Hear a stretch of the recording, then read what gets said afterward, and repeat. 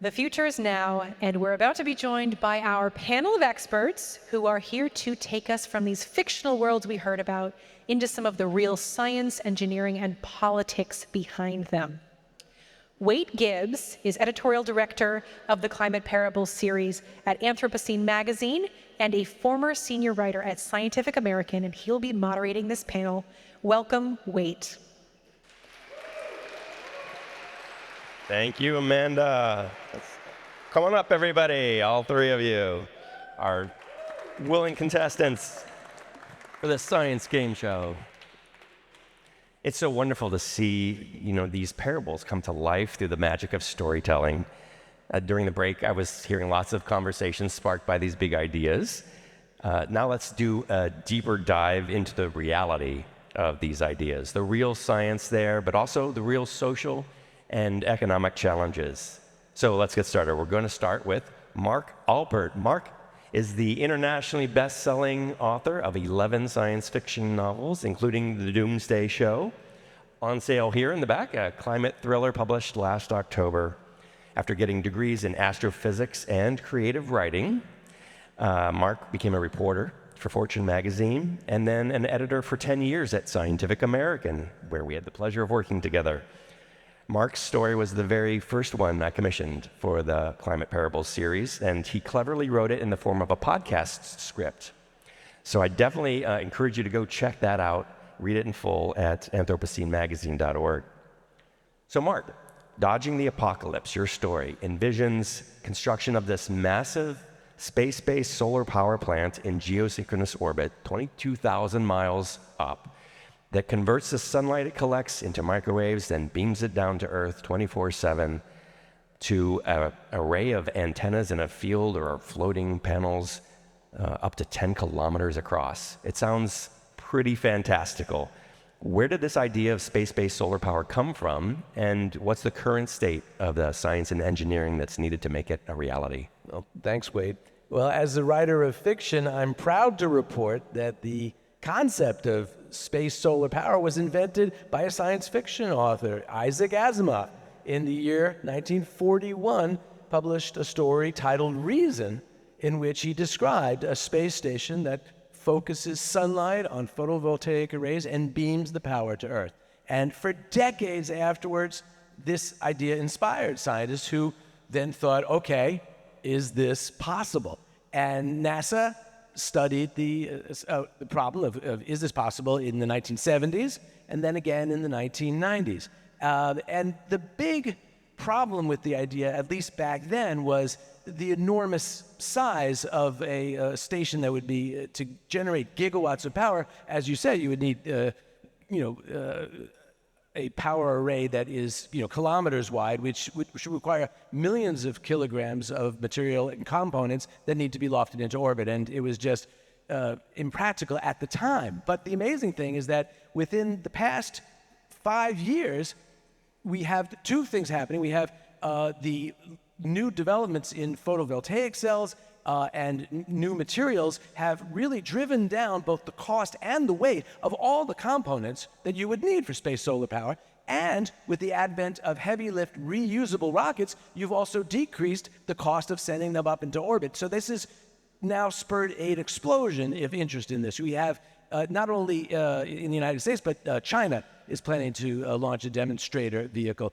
Japan is involved. European Space Agency has a program. United Kingdom has a program. In the United States, the military is getting involved. The Naval Research Lab is interested in this idea to power remote bases that need electricity, out where there are no places to get it. And I think perhaps the most exciting project of all is a team at Caltech built the Space Solar Power Demonstrator 1, which is in orbit right now. It's 500 kilometers over our heads. It's a 50-kilogram spacecraft, and it is now testing the components that you would need. So, for example, it's testing the unfolding of a very ultra-lightweight composite that you could use to create a frame for hanging, this power array on. It's testing 32 different kinds of photovoltaic cells to see which are the best that would work in space for turning sunlight into power. And it's also testing the microwave beam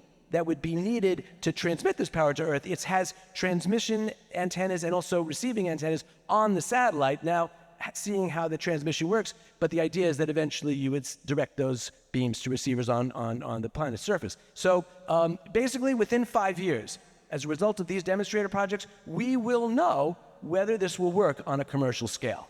Wow. So it sounds like a lot of the pieces are starting to actually fall into place. What are some of the biggest obstacles or challenges that still have to be answered? Well, you still need to loft millions of kilograms of stuff into space, and that's expensive. Right now, launch costs are on the order of about $1,000 per kilogram.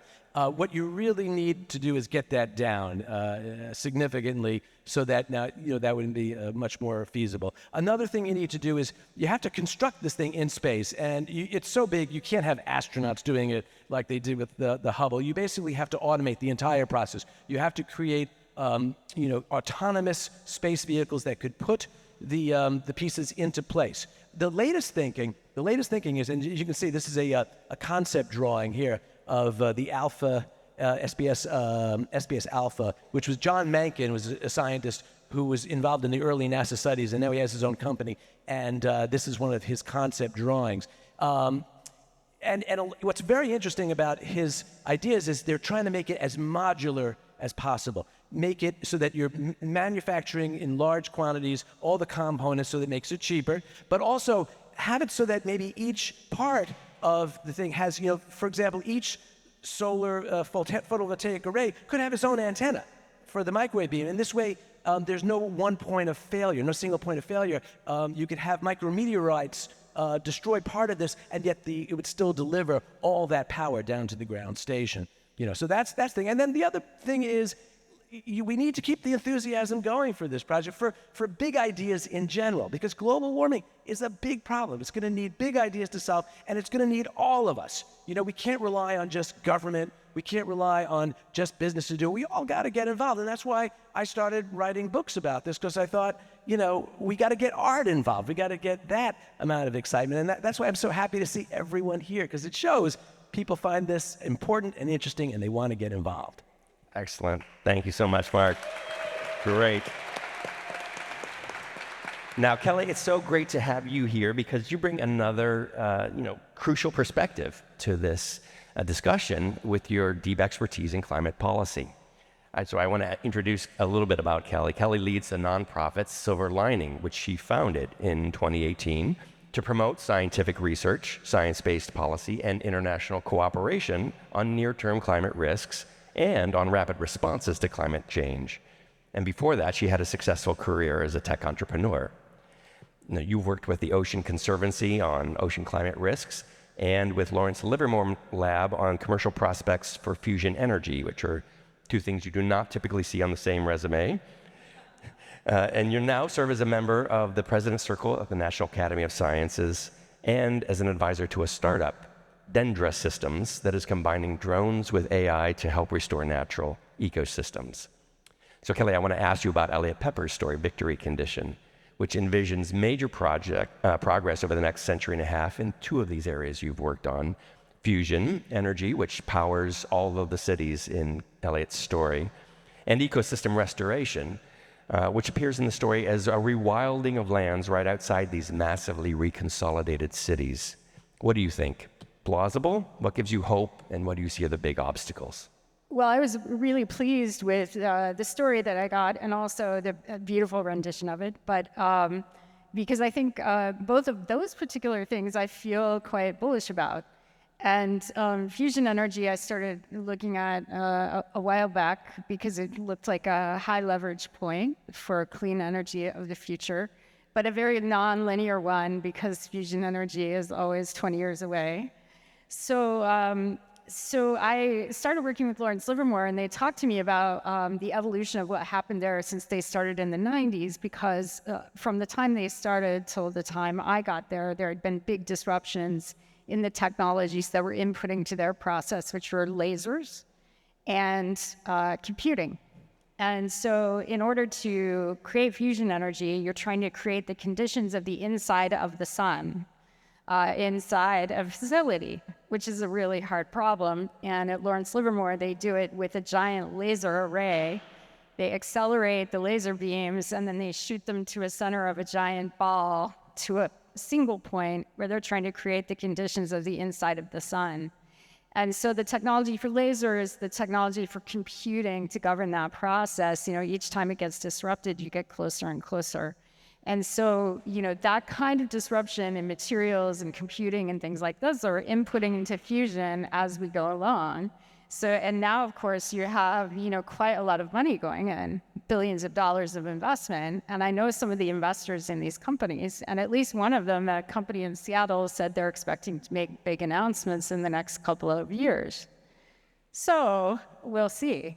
But I think there's reason to be hopeful, maybe not in the next couple of years, but in a relevant time horizon on that one. On the rewilding, I actually think, I know Ryan Phelan's here, and I think that nature restoration, based on what we know and what can happen if you're evidence-based and looking towards the native ecosystem recovery, it's actually very promising. And there are even, efforts in people's backyards in LA to bring in sort of native plants, and then they watch the native insects and the native animals come back. So I think the rewilding was also quite optimistic too. The part I was less optimistic about maybe was, how much of the consolidation of people into cities and that type of planning, all the way to the extremes of very highly pre-planned cities like the Line in the Middle East, which is a 170-kilometer line that's meant to house 9 million people in a pre-planned way with clean energy and zero cars. And so I think, there are a couple of things about humanity. One is that there's a sort of organic development to the way that cities thrive, and San Francisco is probably a really huge example of, that sort of organic piece that you need. And the second is that the consolidation of cities, I think this is a problem that San Francisco has that hasn't been solved, is regressive. It's very hard on people, especially at the lower end of the spectrum. So that part, I wanted to talk to the mayor and see how she figured all that out. Great. Well, let's shift a bit and talk about your work at SilverLining, which has been focusing on ways that we might intervene if climate change happens faster than the world can adapt.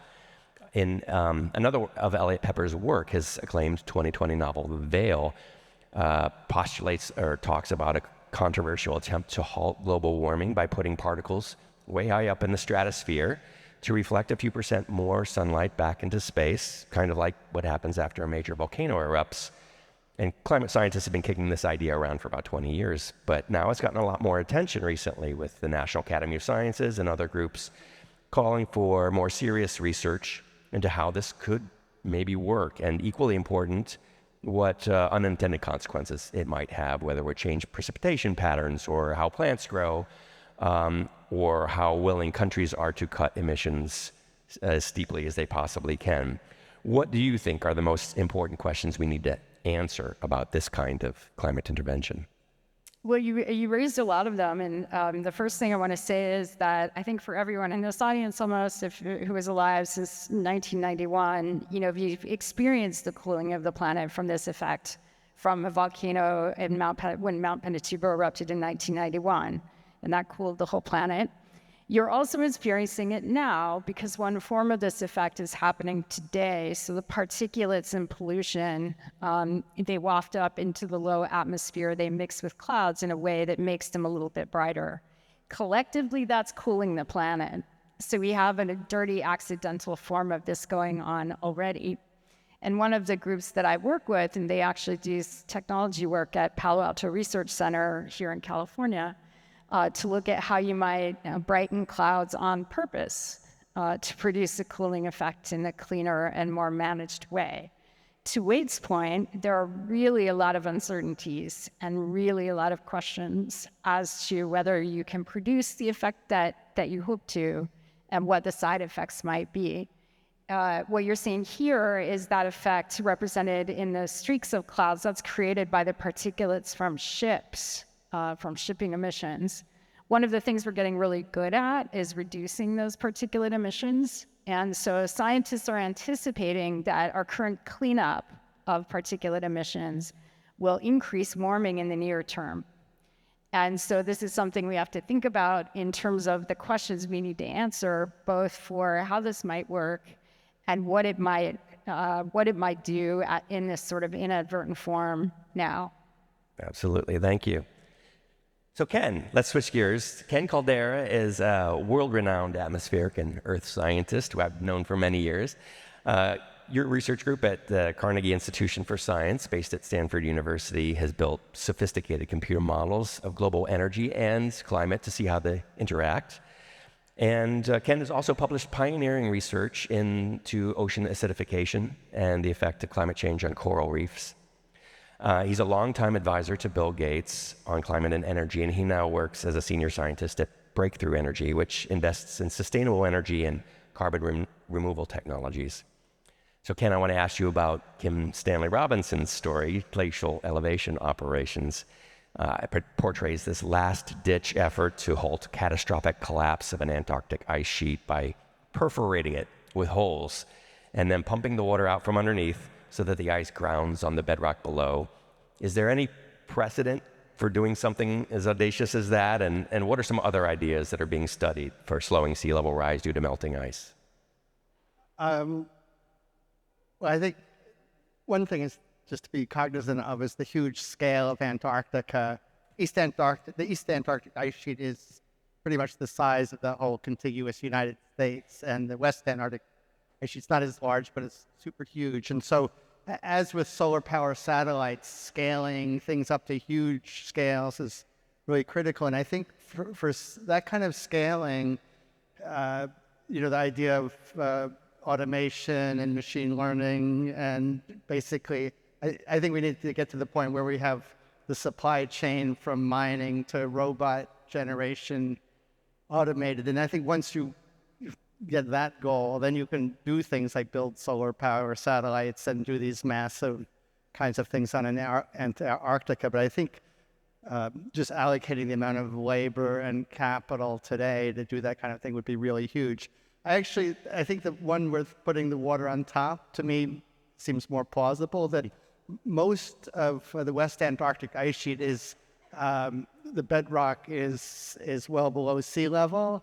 And the problem is that the ocean is warming around Antarctica. When that ocean touches the warm ice, the cold ice, it melts. And then the seawater is coming under, and I think if you start pumping the seawater out, just more seawater is probably going to come in. And so really the challenge is to cool the seawater that's around Antarctica. And also putting the water on top will help also. So that would but the real melting is happening where the seawater contacts the ice. And really, I think the only known way that people think you could cool seawater, say within decades or something, would be some kind of solar geoengineering approach. I don't think these kind of local interventions would really do it. Mm-hmm. Okay, and robots don't need boots, so you don't have to worry about the boots getting stuck, right? Yeah. One of the things that I also have to say about science fiction, every human artifact existed first in the imagination. And if anything like this is going to work, it's really up to the fiction writers and the people with great imaginations to lay out the possibilities, and then scientists can evaluate whether it makes sense. Mm-hmm. Okay, so let me build on your previous answer a little bit and ask you about this article that you wrote 20 years ago now. I showed it to you earlier today. This is an article Ken wrote with a bunch of other famous scientists, and they published it in Science Magazine. The paper was titled "Energy for Her Greenhouse Planet," and it's been cited more than 1,800 times in the peer-reviewed literature since 2002. It's hugely influential. So in that study in 2002, you looked ahead 50 years to estimate how many more tens of trillions of watts of new clean energy the world would have to be producing by the 2050s to meet the needs of humanity. And you surveyed a bunch of the technologies that were then just over the horizon, including fusion energy, including space-based solar power, including solar geoengineering. And solar bouncing sunlight back into space. And so now here we are in 2023, halfway to 2020, just about. Wind and solar energy have been growing even faster than experts really predicted. But a lot of things like hydrogen storage and nuclear energy and hydroelectric power kind of got stuck. And fusion and space solar are still just over that horizon. Meanwhile, worldwide emissions just keep on going up. So today, as you look to 2050 and beyond, what gives you hope that humanity is actually going to rise to the challenge of transforming how we generate, store, and use energy? If you told me it was year 2100 and we had a carbon neutral or a carbon negative economy and asked, well, what do I think happened to make that happen? I would think it was low cost fission power. That fission just seems like the most plausible technology that could be made cheap and run safely throughout the world. And so, but I'm also a believer in not believing my beliefs too strongly, and therefore I would want to invest in a broader portfolio of things to see what would work. But I would, my bet would be on fission power. I'm all for everything else, but fission is something that we know we can do. And when solar was expensive, we created, or really the Germans thankfully created, a big program to try to bring down the cost of solar. And I think if we had a similar effort on fission power, we could have a long-lasting, reliable source of electricity. Great. Okay, so let's ask quickly. We have a little bit of time. Just one question here that was submitted by someone in the audience. How can we get the funding, India asks, we need for these projects quickly enough? Any of you want to take a stab at that? Ken, you work for Breakthrough Energy. They have some funding. Yeah, what's really tough, unfortunately, one of the things I've realized over the last years, I'm a physical scientist and only now start to see some of the political process. And you realize, that I used to think, the policies are made so that if actors self-optimize under these policies, it'll lead to good social outcomes. But now you realize, the policies need to be in the self-interest of the policy makers, or else you don't get the policy, which is why we see subsidies and not a carbon price and so on. And so, so really we need to make it so in order to get elected, you have to have good climate policy. And unfortunately, that also means that you need to address a lot of people's more pressing problems like education and healthcare and feeling safe at home and so on. And so, climate is wrapped up in a whole constellation of social ills. Getting money out of politics would help. A big problem and one of many big problems. Yes. But I think they have to get solved collectively. That I don't think you're going to solve climate problem if everybody's got bigger day-to-day concerns. So we take a more incremental point of view. I do a lot of work on the Hill, and so you sort of it's a make-do environment. And within that environment, if you keep your expectations low, sometimes you get pleasantly surprised. And actually, I think what's happened recently with the infrastructure bill and the CHIPS bill and the amount of climate investment that went into that, that there's a lot of genius in there, and it's embedded in red parts of the country in ways that are producing quite beneficial effects. So I think there are some ways to do things where you can get money going into the right places, and then certain areas like nuclear need more. But these are also been areas of bipartisan cooperation. So research and innovation, maybe I'm a little bit more hopeful that there are things we can do in the politics even when everything else looks bad. Yeah, I mean, we need to remember what could possibly go right. And on that encouraging thought, we must conclude, unfortunately. Thank you and good night.